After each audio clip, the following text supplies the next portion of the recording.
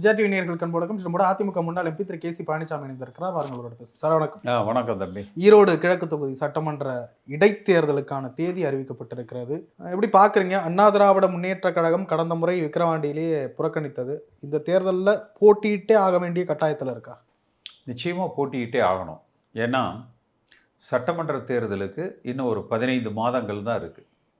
அப்போ பிப்ரவரி மாதத்தில் தேர்தல் வாக்குப்பதிவு நடந்து தேர்தல் முடிவுகள் அறிவிப்பது என்பது இதிலிருந்து ஓராண்டுக்குள் நடைபெற இருக்கிற சட்டமன்ற தேர்தலுக்கு ஒரு முன்னோட்டமாக அமையும். நிச்சயமாக எந்த இடைத்தேர்தலாக இருந்தாலும் சமீப காலங்களில் ஆளுகிற கட்சி தான் வெற்றி பெறும். அதிமுக வெற்றி பெற கடுமையாக உழைத்து முயற்சித்து வெற்றி பெற்றால் எடப்பாடி மிக சிறந்த தலைவராக பார்க்கப்படுவார், அங்கீகரிக்கப்படுவார். அப்படி ஒருவேளை வெற்றி பெறாவிட்டாலும் கூட ஒரு கடுமையான போட்டியை உருவாக்கி எவ்வளவுக்கு எவ்வளவு அதிகமான வாக்குகளை அதிமுக பெற முடியுமோ அதை பெற்று வாக்கு வித்தியாசத்தை குறைத்தால் ஓரளவுக்கு அவர் தலைவராக ஏற்றுக்கொள்ளப்படுவார். ஆனால் இந்த தேர்தலை தவிர்த்தால் எடப்பாடி பழனிசாமியினுடைய தலைமை பொறுப்புக்கு அவர் தகுதியற்றவர் என்கிற நிலைப்பாடு தான் வரும். ஏன்னா இந்த தேர்தலில் பாரதிய ஜனதா கட்சி என்ன முடிவு செய்யும்?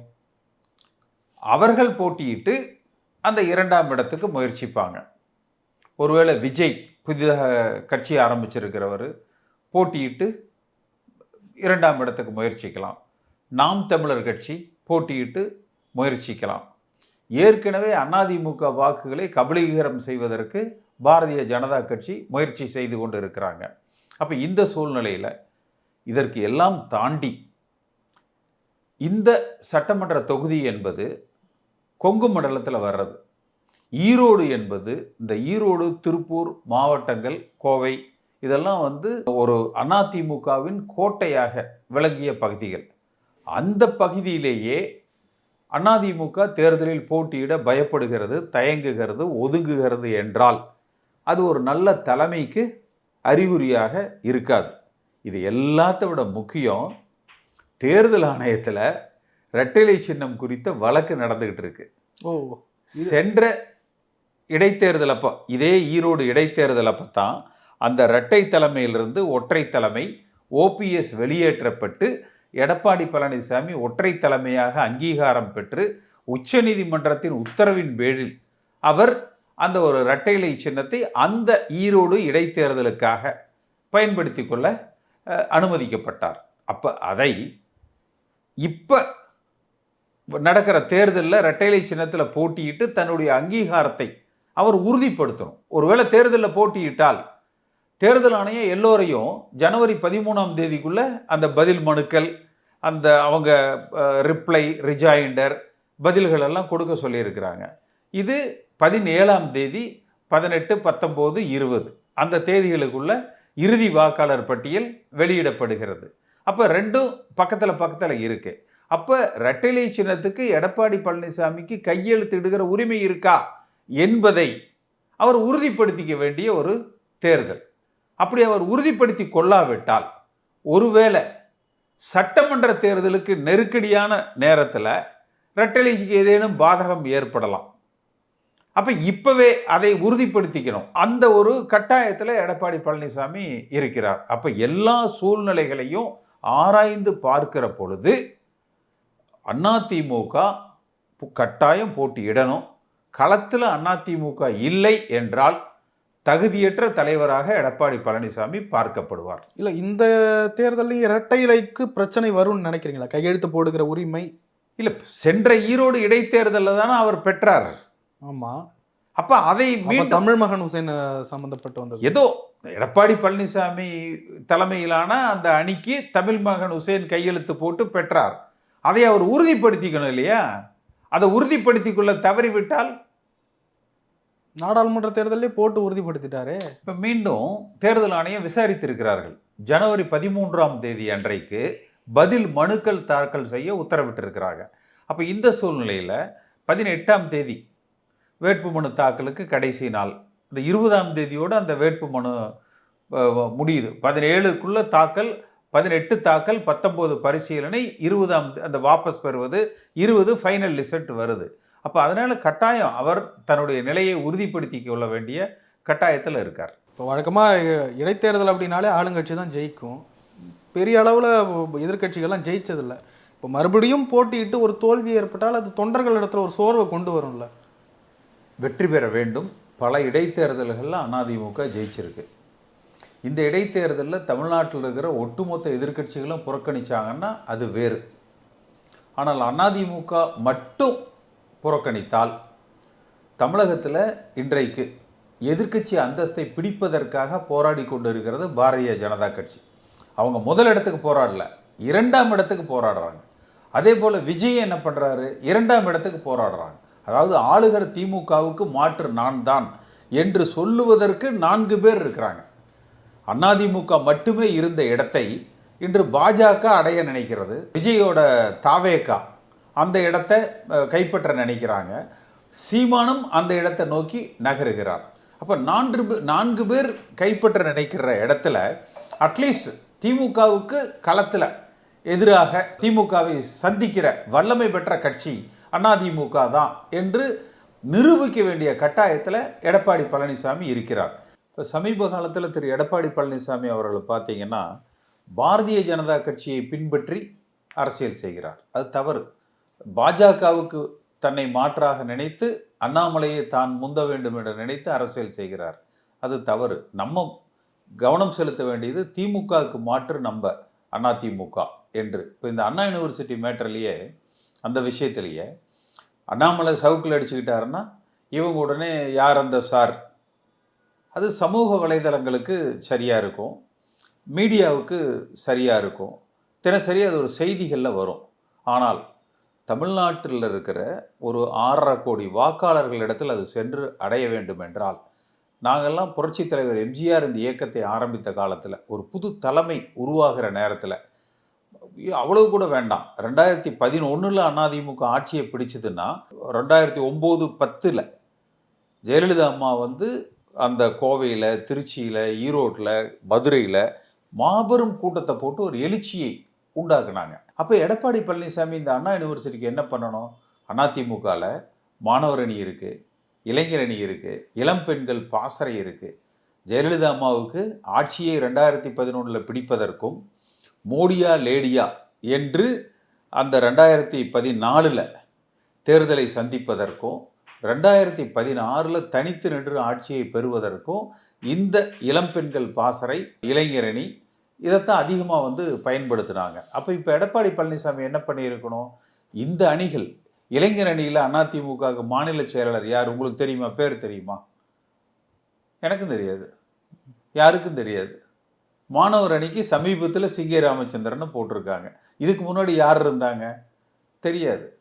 இளம்பெண்கள் பாசறைக்கு யார் தெரியாது.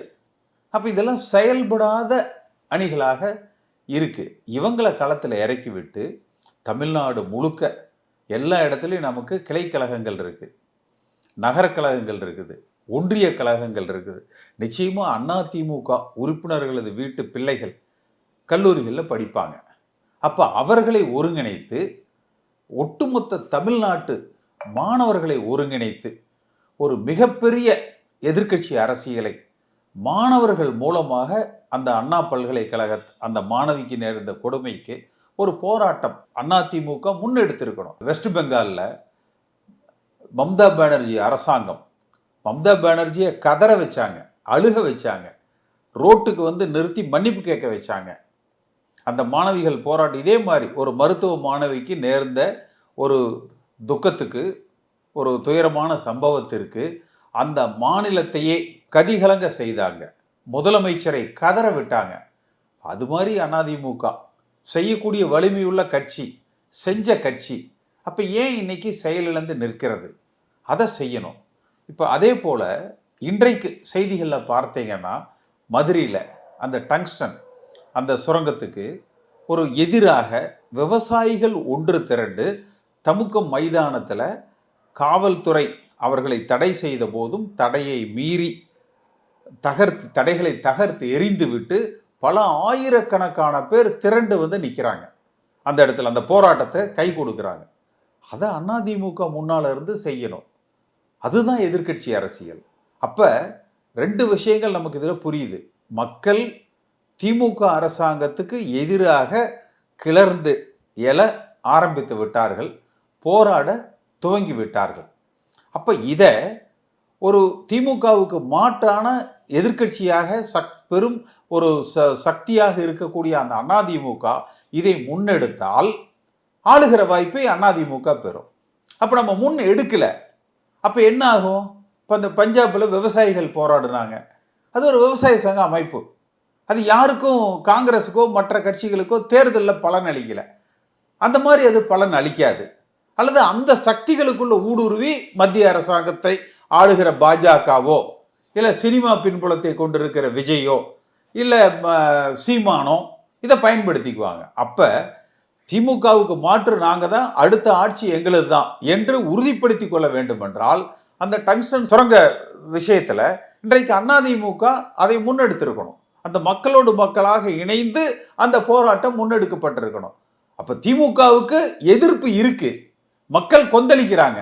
ஆனால் அதை பயன்படுத்தி ஆட்சிக்கு வருகிற, அதை பயன்படுத்தி இந்த அரசாங்கத்தை வீழ்த்துகிற யுக்தியை எடப்பாடி பழனிசாமி கையில் எடுக்கல.